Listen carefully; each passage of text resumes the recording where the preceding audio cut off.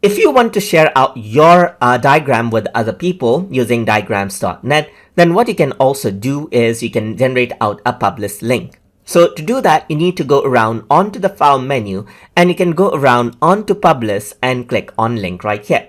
Once you do that, you have an option to let the link show up in a lightbox or have them access to the edit option as well. Well, let me just go around and disable edit layer tag because I just want them to view out my diagram right here.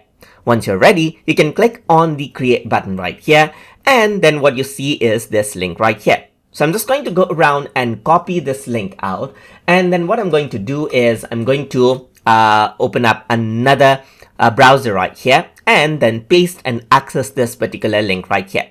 So you can see that it is accessing the diagram right here just like this, and then now I do need to authorize this to Google App. That is because I have connected my original file with Google App itself. So let me just go around and click right here.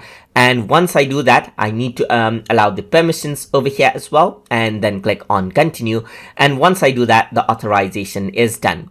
So now here it says the file was not found, it does not exist. Let me just open this in a new window right here because sometimes this happens. And you can see that I need to request access because because the other person has not actually shared this with me. So let me just go around and request access right here. Even if you create this link right here, it is not totally public. So you do need to actually authorize the other person out. And you can see that the other person is not here. So if I were to go around over here onto my Gmail, then I will get my access request right here just like this. So let me just go around over here in the Google Workspace, and here you can see the share request access right here. So let me just go around over here and click on this. So once I do that, you can see that it is loading right here, and you can see that I can go around, give the permission and share it. And now what happens is that the other person will have access right here. So let me just go around and refresh out the page, and you can see that the other person will now have access to this file right here. And that is how you can create a published link from diagrams.net.